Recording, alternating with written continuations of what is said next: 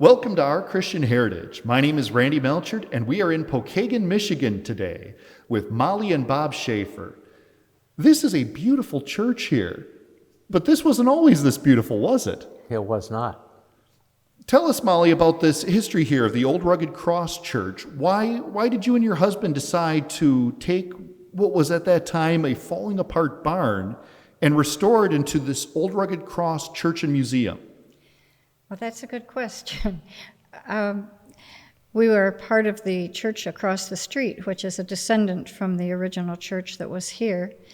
And we knew about the history, and when the church across the street, which we are members of, purchased the garden, or what is now the garden behind this church, we took quite an interest in this church. We had all of the history, and the pastor at that time had made Bob the church historian, so we had a ball going through all of the old records and finding out the history of this church, which was originally built in 1862 as a hops barn, where they stored and dried hops for making beer. And then in 1876, actually it was probably 1875, that a group of locals here who had been meeting in each other's homes for church bought this old barn and turned it into a church. They worshiped here for 39 years, and towards the end of that period, the pastor here was Reverend Leroy Bostwick, and he invited his good friend George Bernard to come and help him with a series of revivals. When George Bernard came, he brought with him the hymn that he was currently writing, and that was the Old Rugged Cross, and he finished writing it while he was staying with the Bostwicks and introduced it here then at the revival for the first time. Well, the very next year, this congregation bought the church across the street, which Bob and I joined in 1978. So when everyone was taking such an interest in building the garden behind this building, everybody kept thinking we really should have that church before it's totally destroyed, and a lot of people felt it already was. What do you mean by totally destroyed? Well, the roof was sagging, the walls had fallen off of their foundation and were on the ground rotting from the bottom up. The foundation on the east end of the building was listing at a 15-degree angle, and the engineer said that it was likely that the building would go in that direction and that it could go at just about any time. He said it was that far gone. Well, at one point, we were standing out in back, and he said, "Do you mind if we move away from this building?" Yeah. He was that afraid that something was going to happen. It was in that poor condition. The building had actually been pushed off of its foundation by trees that had grown over the years. We cut large maple trees away from the building. And some of the picture you can see where the mark of the tree is still there. It actually had pushed, as it grew larger in size, it pushed the building off of its footing. By this time, how long had the building been vacant? 83 years it stood abandoned. And of course, over the animals came in, and kids. We found graffiti on the walls, profanity, you can't imagine, in the house of the Lord. And one of the things Molly was the prayer person, but we did a prayer that we'd put it back for the Lord. And we had a painter in here one time that was painting. Nothing was done on the upside. The profanity was up there as well.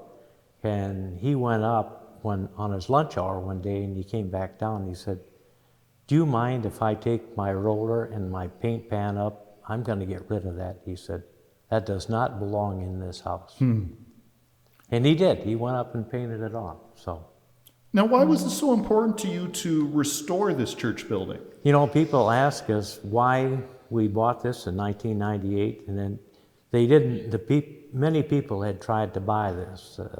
Andrews University, a couple of historians tried to buy it, and they would not sell it. It was not for sale. But we called and talked to Steve, and he said he allowed us to meet with him in his tavern. He owned a tavern in Barren Lake. We went to the tavern and spent 3 hours negotiating. One of the things he said to me was, when we first walked in, if you want that church, it's going to cost you $1 million. Wow. And I said to him, I'm not paying you $1 million. No, this wasn't a church at the time. This Right. was, It An was- abandoned building, I mean, it was used as a barn? yes, Had been, And he yes, wanted $1 million for this million. abandoned barn. $1 million. that was falling down. And anyway, we sat down with him, and he was a pretty heavy drinker. And we sat there with him for 3 hours and negotiated back and forth. And he says, I want $1 million. And then finally, this is the hand of the Lord again. He wanted it back. And after 3 hours, he said, I need $10,000 for a deck over the lake. And I said, I'll give you $10,000.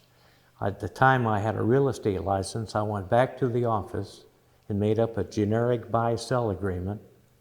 And I think it was either the next morning or that evening, went back to the tavern, he signed it. I had already done a title search on the property to make sure it was clear. Our attorney had that, and I called the attorney and said, I'd like to have a warranty deed. And he said, I'll have it for you this afternoon. Molly and I went back to the tavern, gave him a check, and he signed the deed. Anyway, and his mother then the next day said, I think you made a mistake. I don't want you selling that. Well, it's too late at that point. The Lord had the church back. It was his. Molly and I formed the Old Rugged Cross Foundation, which is a non-profit, non-denominational corporation in Michigan. We gave it to the foundation. They own it today. We have 7 directors, and it's set up that only the Lord will profit from this. Nobody profits from this corporation.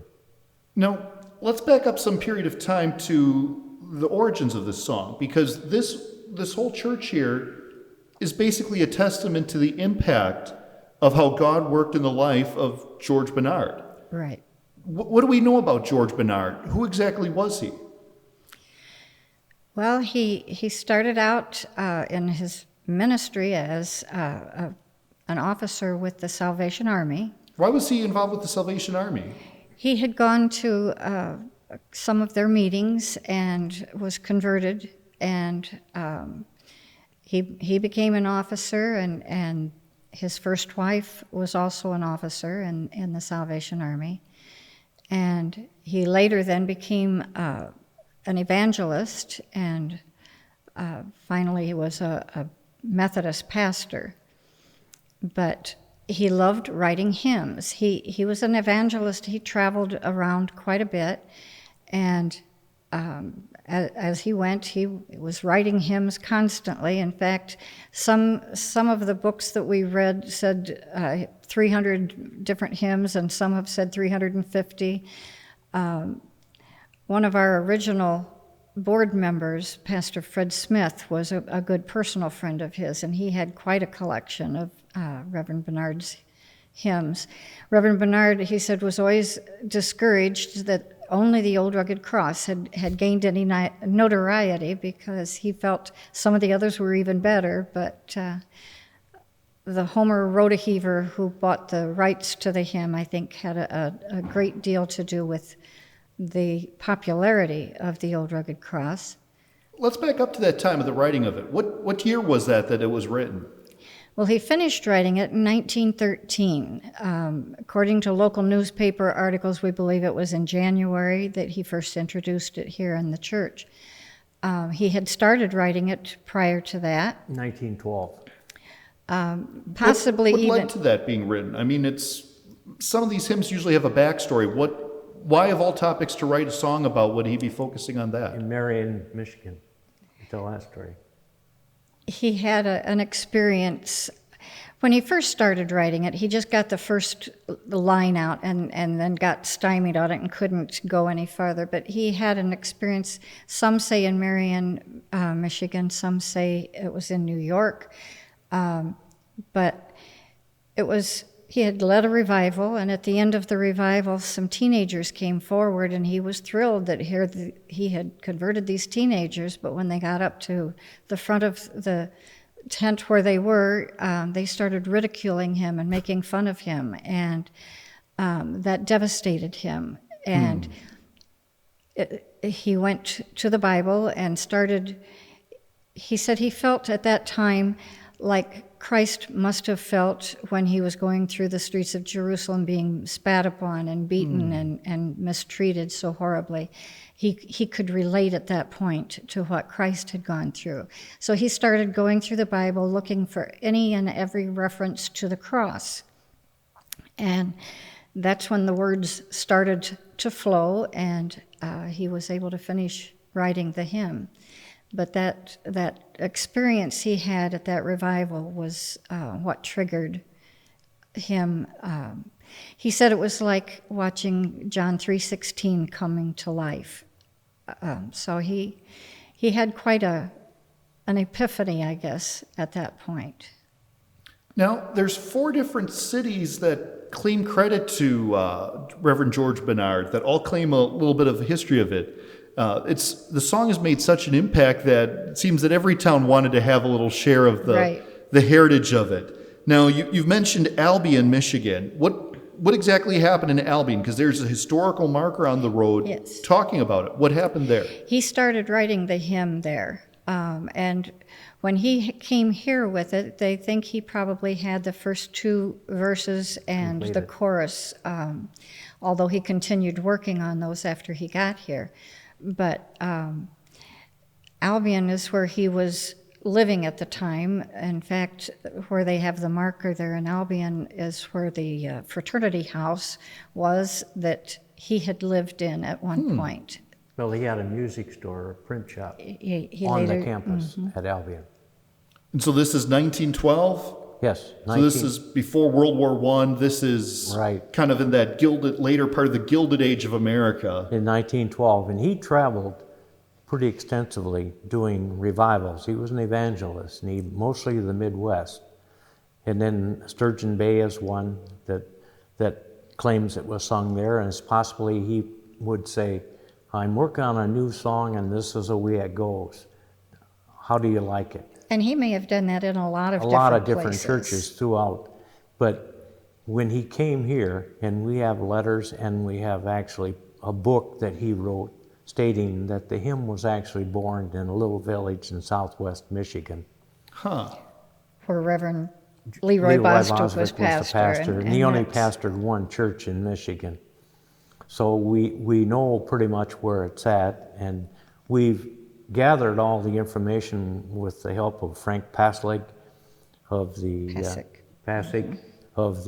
Albion College historian. He helped us a great deal in getting the proof so we could get on the National Register of Historic Places with national significance, and we do have that recognition. We're treated as a national treasure with the Department of Interior. So we've spent the last 21 years putting this story together, and it's for the Lord. It's His. Molly and I, we would like this to fade out of the picture, but we keep coming back. But it's the Lord's house. It became a street ministry, and He had a purpose for bringing it back, and it's working for Him.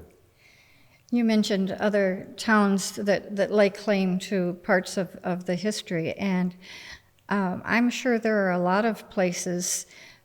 We've had people ask us or question us when we're giving tours. Well, didn't he do such and such here and such there? And yes, there are a lot of places where he lived. You know, he was born in Ohio and Youngstown, and they put up a cross at one point in his honor. He moved from there to Iowa, and there were different towns there that had put up crosses in his honor. Albion put up a cross, Marion, Michigan put up a cross, and Pokagon has put up a cross. And that's not because people have said, well, how can you have this when they have that? And They put their cross up first, and it's as long as we realize why we're doing it. We're doing it, yes, to honor Reverend Bernard and his hymn, but it's all to praise God. That's who he was writing about. That's who the hymn is about. We've even had people ask, we have the cross in the garden out here, and people have asked, is that the original cross? Yes. And another thing that has happened here that we've witnessed is the fact that people come to the church on tours or on their own with families. What do you mean tours? We offer tours of the church to bring people through and explain the church and the process that took place here. We have actually thousands of visitors on a regular year. Wow. Without the coronavirus this year, of course. But on a regular year, we actually have thousands of people that visit this site. A lot of them are churches' senior groups. Some of them we get mystery tours, bus tours, that people have no idea where they're going. So you end up with quite a mixed group for those. And it's a lot of different organizations. We have given tours to a couple of parochial schools, and I especially like those because we're teaching the young folks about some of these old hymns that got us where we are today in life. So, one of the things that the Lord had in mind, I believe, was the fact that people visit here and they'll start weeping, and they'll say, "I'm sorry," and I tell them, "You don't have to be sorry," and they'll say, "I'm not churched. I've never attended church, but this was my grandmother's or my mother's or my father's favorite hymn, and I'm here because of that." And I think that's what the Lord had in mind, bringing those people to him through that hymn. The ability to reach to people that Right. haven't stepped foot in a church in decades. He brings them back through that hymn. And through a mother's prayers for their kids. Yes. And through a song that stuck in their head, a tune that they couldn't get out of their head. It made a difference in them, and this is, many of them, years after their father, mother, or grandmother had passed. Exactly. What's some of the other stories that you hear from people who come here they may not even know why? one of the ones that warms my heart the most dates back to when we were first working on the restoration. We didn't have a floor in here. Bob was working here one day when a van full of construction fellows came. And this big guy gets out of the van and asked Bob if he could come inside. He spoke with a Russian accent.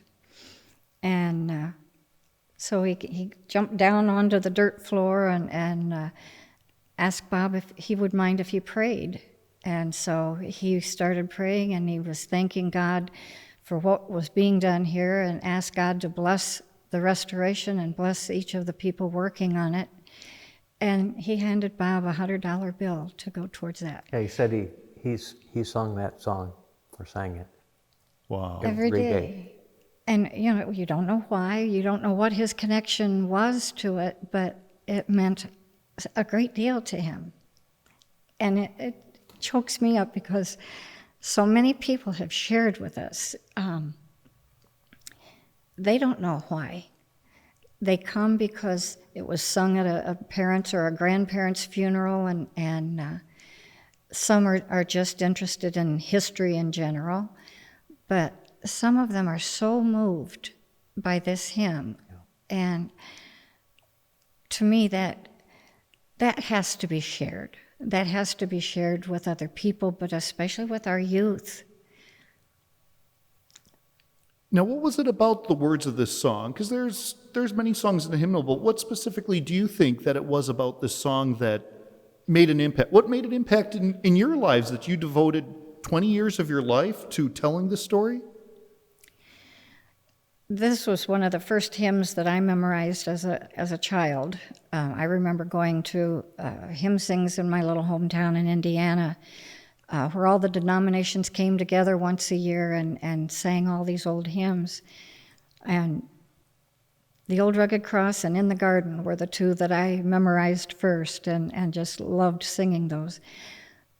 What I have learned in more recent years is that one of the things that caused the Old Rugged Cross to become so popular was because it was written in very simple terms and in very simplistic melody, harmonies. The hierarchy of the churches at that time didn't approve of it. My father, who was born in 1888, Really? and he knew about Billy Sunday, and he went to many of his revivals. Really? And he said that it was fire and brimstone. He scared you to death. He said, you walked out of there saying, I need to turn my life around. I mean, he preached like that. I mean, a lot of ministers, I think, today are afraid to actually preach the Bible. Billy Sunday preached the Bible. And you know, and people, a lot of them are, I guess, afraid of the reality, but the reality is there. So Billy Sunday would come into town. He was a former baseball player. People had heard of him, and all of a sudden, he's bringing out that this song would be used in his crusades? He did. He more or less adopted it. Being Winona Lake, Indiana was his hometown, and that was also the home of Rhoda Heaver Publishing, who actually purchased the rights to the hymn. So he was familiar with it, and he adopted it, and he took it with him worldwide when he traveled. And that really helped promote it. Molly had a tour here one time when they said, she was talking to him about the Old Rugged Cross, and they said, well, that's the one the Statler brothers made famous, wasn't it? I mean, you know, how I probably shouldn't say this, how ignorant the world is scary at times. It really is. We need to get the message out that the Lord, it was his hymn. He gave George Bernard the words. He had a reason for it, and he had a reason for having Molly and I spearhead the restoration of this building. It's just a building, but it's the Lord's house, and it's bringing people here because of that hymn. And I might say it has also caused Bob and I to grow spiritually by leaps and bounds in ways that I don't think we ever would have if we hadn't gotten involved with this. How so? If you ever doubt your faith, all it takes is something like this, where almost daily God is proving to you he's in charge. I wrote a book about the restoration and the history and all of that, and it's full of stories about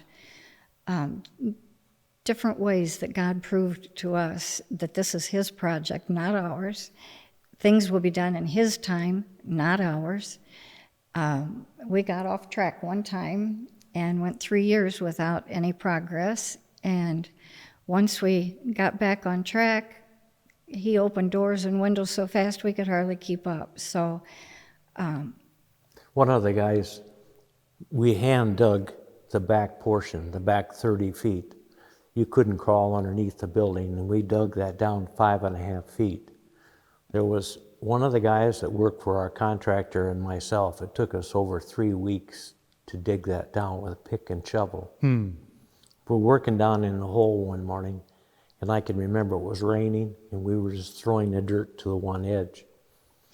And the young man, he was a young man at the time, and he said, I told my wife last night that I worked with a guy that's twice as old as I am, and he throws twice as much dirt.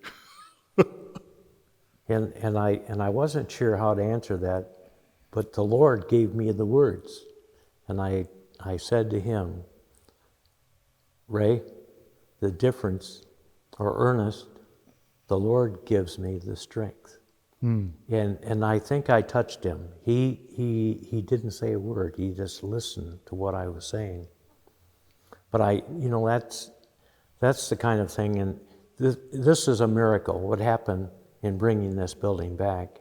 We were told repeatedly, I usually I used to bring my Rottweiler over here, and just her and I would be out here, and people would stop and say, "Buddy, you're wasting your time." I said, "I don't think so." We just kept working and working. I've never been discouraged. There were times when money was short, but we just kept working. And I was never discouraged. And the reason is the Lord gave me the reason to keep going. Just 21 years, when we were told repeatedly, "You'll never do it. You can't do it." The money came. When we needed money, the money appeared. And it appeared because the Lord sent the money. One of the miracles, and when Bob said that it was a miracle, I'm thinking it's a series of miracles, one right after the other over the years, but the one winter we ran out of money. We were down to our last $16 and had to call the contractor and told him, "Dale, you're going to have to stop the guys. We're out of money right now." And the walls were so, there were holes, the wind just howled right through this building at that point. And Dale's comment was, "Well, it's good indoor work. I think we'll keep going." And he paid the guys out of his pocket until we could get caught up. Wow. That's God. God sent us that contractor. I mean, this sounds a little bit like Noah the Ark. I mean, a project that takes far longer than you expect. It does. Something that everybody in town thinks is crazy, but God laid it on your heart. He did. And people ask us, "Why would you take on something like that?" Our attorney told us at the time, "Why would you buy something like that? Are you in your right mind? There's a lot of liability there." That's questionable. But, it was like God put it in our hearts. Do it. I've chosen you. Make it happen. And again, I could see the church completed. I could look at this old building and say, "I can see what we have today. I could see it." And again, the Lord gave me that ability. He had that vision. I didn't. I had faith, but I did not have the vision that Bob had. Now, how big of a project was this? All right, when you're starting to do it, what did people tell you? What was going to be the scope of this project? They told us originally it would be close to $2 million to restore it back to its 1913 appearance. And you had that money just sitting in your pocket, and you Yeah, said, absolutely, yeah. know? We had nothing. In the beginning, there was nothing. And we had a lot of volunteers that helped clean the building out because there was hay in here. It was a mess. It was a barn. And then it was An abandoned barn. An abandoned barn. And dead animals, feces that was a foot deep in here. From animals over the years, it was really not a very sanitary place. And but we managed. We were able to clean it out, and we kept moving. And again, it was just a process. I came over here about every day, and some days I was here at 8 o'clock at night still, and dirty. I was so filthy that... Bob worked as a volunteer with a contractor on just about every phase of the restoration, so he knows all of the technical ins and outs of everything that was done. And well, it's a wonderful project, and I thank the Lord every day that He made me a part of it. Mm-hmm. And I'm too old now, but when I started this project, I was 60 years old, and I'd do it again today. I mean, it's changed my life. It's So take us back to, we're seeing what it would have looked like in 1913, 1914? 1913. 1913, and George Bernard is here for a meeting. He's come to a relatively small town in southwestern Michigan. He's having a week of meetings. What was it like when he presented this song to the congregation? Do we know, was there a pipe organ? Was there a 200-voice choir? What was... He first introduced it, accompanying himself with the guitar, And then he taught it to a choir of 4, and an organist and a violinist. And in their last interview, the last one of the quartet that lived said in her last interview that they performed it many times then throughout the course of the revival. The local newspaper said that the revival, or reported on the revival at least, for 3 weeks in a row. And Pastor Fred Smith, who was one of our original directors and a personal friend of George Bernard's, said he was here so long that he actually got a part-time job. So he stayed with the Bostwick family while he was in the area. But Now, you said that the newspaper actually reported on this. Mm-hmm. Today, I mean, the newspaper that I see is rather thin. Most people don't even read it. They just go online. But the newspaper was actually reporting It was. on this event. Bob and I have done a lot of genealogy, and in reading the old newspapers, they reported on every person of semi-importance in the area. They would say whether they were visiting, who they were visiting, and when, and all kinds of information that you would never find in a newspaper today. Do they tell anything about some of the things that happened at that revival? No, they didn't. The one incident referred to a big bad snowstorm. Yeah, it was a blizzard during that time. Snow was deep. Of course, they only had to walk 1 block, pastor, to come over here to the church. And it was horse and buggy in those days. There were no cars to speak of. So this wasn't performed on a beautiful summer day. This was... It was wintertime. Some of the original stories that talk about the history say that it first happened in June. And the reason for that was, in later years, the church across the street, a remnant of this congregation, decided to have celebrations. And they're not going to celebrate it in January, so they would have celebrations every June. And so a lot of the news articles would say that it was first sung in June. Well, when we came along, we started having our celebrations in September. And suddenly the newspapers were saying it was first sung here in September. But actually it was in January, so. Well, the rock that's in the garden with the names of the folks that participated in singing of the hymn was actually dedicated in 1941. And that was quite a large affair. WLS from Chicago came out and actually live broadcast from here at the time, and that was one of the special services they had at the time, and that was in June in 1941 when that was set there. And so that rock was commemoration of that event when you've got national radio stations at kind of the peak of the golden age of radio. Well, in WLS, which stands for World's Largest Store, which was Sears. The Sears Tower.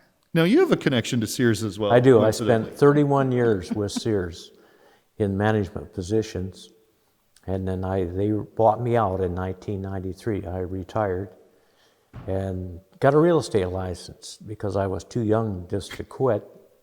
And I think the Lord was preparing me for this. I had a background working with contractors for 25 years with Sears in various positions. And then I got a real estate license. And then as far as getting the sale, consummating the sale, I was able to do that because I had the training. And you were able to negotiate them down from $1 million to a new deck. And the Lord had a hand in that. I give him a lot of credit. You hadn't gone to a Dale Carnegie course to prepare for this. So they'd given you a quote of, all of a sudden you're ending up with this. You're ending up with a quote of $2 million to restore it. Right. And some of the people thought that's if you can do it. The walls were almost ready to give way. Well, many people said, and they would walk in here and I would hear their comments. Do you see 2 million here? and I discounted them. You know, I didn't hear it. I didn't respond. But as it turned out, the restoration came back and we right at $1 million. Just a hair over $1 million. And again, We don't take credit for that. It's the Lord. The Lord made this happen. He wanted it back. It's back, and we're using it for Him. Now, as we look around in this building, I see different kind of little markers that a window was, given in memory of somebody's family's name. The pews say in memory. There's kind of the brick courtyard inn. This was a group effort of hundreds of people. Thousands of people. Really. Thousands of people have contributed. We've received $2 or $3 in an envelope. In an older person's handwriting, you could tell it was almost scribbled. I can't afford to send any more than this because I'm on a very, very fixed income. But I'd like to have you use this any way you see necessary. Again.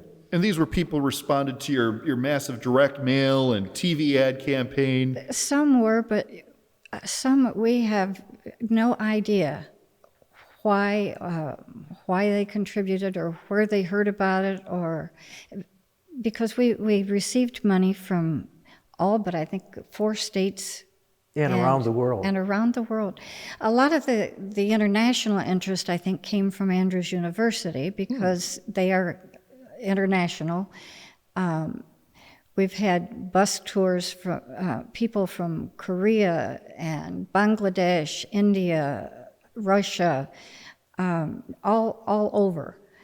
And I think a lot of those were because of Andrews, but it's just been amazing to me.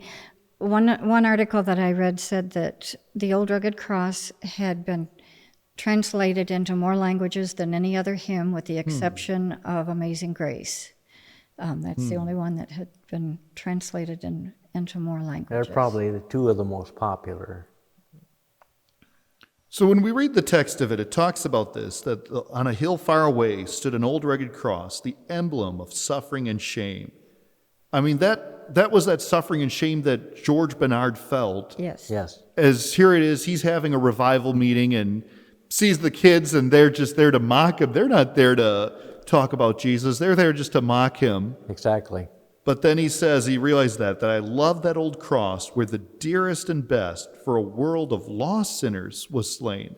Those aren't really words we talk about anymore. Lost sinners, that of needing a sacrifice, of somebody being a substitute.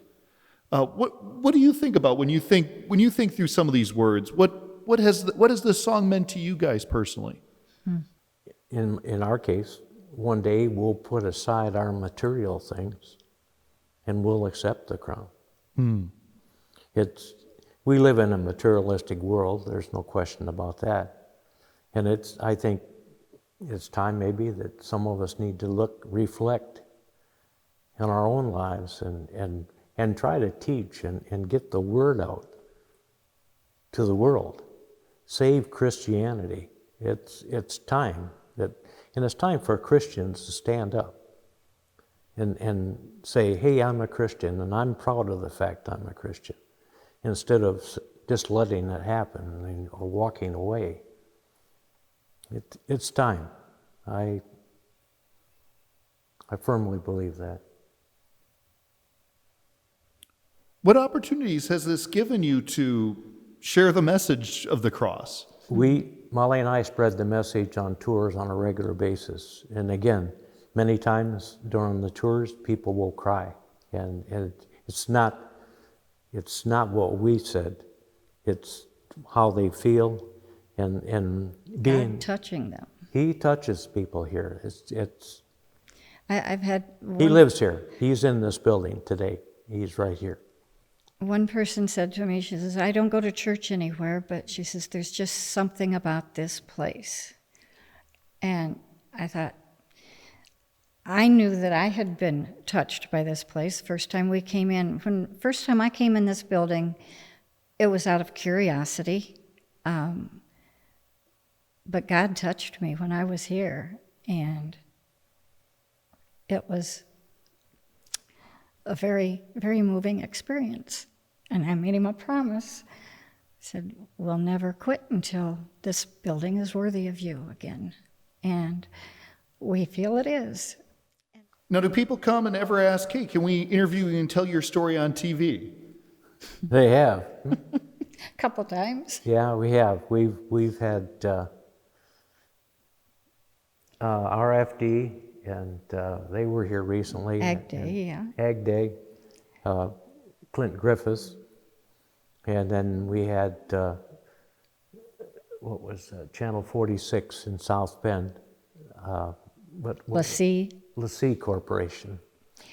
And when back in 2006, Sandy Patty did a concert to help us raise money, and that year we did a lot of advertising that we had not done previously. So any television station, radio station that was willing to have us on, we were there, and that was kind of fun, kind of scary, but it was no scarier the Sandy than Patty this. concert, we sold the tickets way too cheap. We didn't know any better. Yes. Molly and I were novice as far as she has the Morris agency that. Anyway, we had to sign a contract that was about that thick and guaranteeing $10,000 to the agency and $10,000 To the venue. To Sandy Patty. So anyway, as it turned out, we had an awesome crowd, standing room only. People were trying to get in. We should have sold the tickets for twice as much. But we ended up actually making money. A little Sandy bit. Patty helped. She rode home in a car back to Anderson, and she actually helped us quite a lot. So we actually made some money. I don't know, it was $8,000. About 6. But we could have made a lot more. Just a case of ignorance on our part. And the only reason we ended up making money was, there again, God interfered. When things started looking really bleak, I think she took pity on us, and so did the fellows that she was working with. They decided, because we had to rent them a car, that was part of the contract, but part of the contract said that we were to fly them in first class and fly them out first class. She had just done a program with Women of Faith, and they had to pay her way out, so that was our way in. And then they decided to use the car to go back to Anderson, Indiana, instead of spending the night. And so a lot of things got saved there, but we decided we would never, ever make the mistake of trying to go that route again. We were just way over our heads. So the RFD TV people, they come in and they do an interview. What was the impact of that interview? Actually, they put it on RFD, which I understand went worldwide as well. And we've had 55,500 hits on that video. And it's on the Old Rugged Cross Facebook homepage. If people want to go in, they can actually view that. They did a nice job. They had a drone taking pictures inside and outside around the church, and very well done. I've watched it several times. He's probably 50,000 of those. So for people who are more interested in this, do you put on regular events here in addition to the Good Friday services? You have Singspirations? We have our hymn sings on the first and third Sundays when COVID isn't with us. We are going to have our first hymn sing of this year on July 5th and see how it goes, but we're going to ask people to wear masks, and we'll just play that one by ear. But normally we have them on the first and third Sundays at 6 in the evening, and then we have concerts, mostly local talent, but we get some really good talent on the third and if there's a fifth Sunday at 3 in the afternoon. So Now, part of this church is actually original. Yes, this part that we're in right here is the original part that was first a hops barn. Now the pews, there's 2 of the pews that were even from the original church. Yes, yep, we have 2 of the pews, we have a pulpit, we have the original pump organ and the communion table. The reason we have those pieces is in 1914, this congregation moved to the Baptist church across the street. And Baptists had moved to Sumnerville, and they took everything with them when they moved, so it was an empty building. So they took everything out of here and moved it over there. And a lot of these pieces for 85, 83 years was just moved from here and there, pushed in a closet and various places. The organ was used for a while, and then it was sold, and then finally ended up in an antique shop, and a friend of mine bought it and had it for 40 years. Huh. And he told me, he knew we were restoring this, and he says, I've got that organ, do you want it? And I said, well, absolutely we want it. So he said, you pay me what I paid for it, and it's yours. And that was $800. But So when people come for a hymn sing, they can be sitting here in the original pews that were here when George Bernard had the revival. Exactly. They can hear it played on the original pump organ, and you can go back in time almost and feel what it was like. It is. The first time that those words were sung, and just taking that back. And as you're listening to that, the words of that song almost take you back to Calvary, where you can see what had happened, almost as in your mind what had happened. At a hymn sing, it's not unusual. Next to the last hymn that's at a hymn sing is the Old Rugged Cross in the closing. But the last hymn, we sing the Lord's Prayer to close out the hymn sing. But it's not uncommon during that time, and I usually stand in the back and greet people when they come in. But tears, they'll sing the Old Rugged Cross and you'll see the tears. There's a moment at every hymn sing that it's an experience, that it's a wonderful time. People leave here, and I usually greet them when they leave as well, and they'll tell me, I get more out of this service than I do out of my home church. And We've had a lot of people ask us to have regular weekly church services. We'll join that church. And we don't feel at this point that that's what God wants, because there's half-empty churches all around us. So if the time comes that we feel that's what God wants us to do, then that's what we'll do. But He'll tell us. I mean, He has led us this far, and I think He's happy with what we're at right at this point in time. But in the meantime, if people come here and they can meditate on what happened on that hill far away, how that Jesus had come and how He had paid the penalty for their sins, and if they can take just a little bit of that back to their church, you can be able to spread that message worldwide. Our contractor tells me he has a key. He comes in here on a regular basis and just sits down in the pew. I mean, and he wasn't that big of a churchgoer when we first met him. He came. He was kind of, something happened, but he's back. The Lord lives in him as well. I mean, we saw God working in the lives of a lot of the people who worked on this building, and it was fascinating to watch them. They might come in with a real negative attitude, and within days, they had totally bought into this project and became a part of it, and they'll still come back and check on it to make sure it's in good shape. Yeah, the Lord touches them. If you come in here, you're going to be touched. And one thing too, when we have our hymn sings and concerts, we have a lot of pastors who come. And I warn them, once they have been here, they are one of the pastors of this church, because this isn't an active church, so we don't have our own pastor, but the pastors who come, I always ask them to identify themselves, because we get people here who are unchurched, and they used to come up to Bob and me and afterwards and say, "Are you the pastor?" I said, "No." They didn't care. They start unloading and unburdening themselves, and we weren't equipped, to give them what they were needing. So we ask pastors to identify themselves, and if anybody has a burden, a problem, anything they want to discuss, with a pastor, then the pastors make themselves available afterwards. And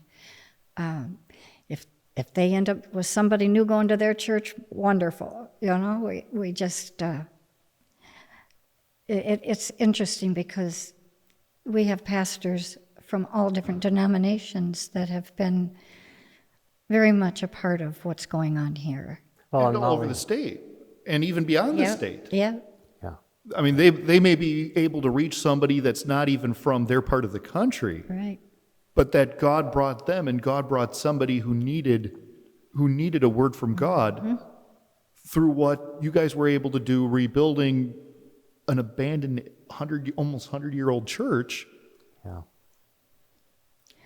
For hymn sings, we usually, just prior to the hymn sing, I'll go up and down and ask people to find out, what their favorite hymn is, and they look it up and they give me the numbers. All I end up with are a list of numbers. And Sharon, our pianist, she can play just about anything. She has a Southern Baptist background, but now she's Methodist, and between the two, she's got them all pretty much covered. But we were just going through, because we spend 90 minutes just going through one hymn right after the other. And we were going through our list, and a lady in the back spoke up and said, could we do such and such a hymn? And that's not our normal routine. And I thought, for her to do this, she's needing help. And turned to it, and it was, I had it a minute ago. But it was a hymn that she needed to sing and she needed to hear. It was God saying that God would take care. That's the name of it. God will take care of you. And normally at that time we were only doing first and last verses. We now do them all. But when she asked for that one, I thought, we don't need to miss a beat on this. We'll do all verses. And to come to find out, her husband had left her that day, and she was devastated. But people come and they have problems, and these old hymns will trigger the tears quicker than anything. But it's comforting to see people reaching out and having others reach out to them, because when somebody has a burden like that, total strangers all around them will put their arms around them, and it's just beautiful. Well, Molly, Bob, thank you so much for being with us today. This has been a real privilege to be here at the Old Rugged Cross Church and Museum in Pokagon, Michigan, just over from Niles, a little bit up from South Bend. This is a place that I'm glad that you've been able to open the doors to us. We are thrilled that you were willing Absolutely. to come. Thank you very much. Yes. All righty. This is Our Christian Heritage, and I'm Randy Melchert.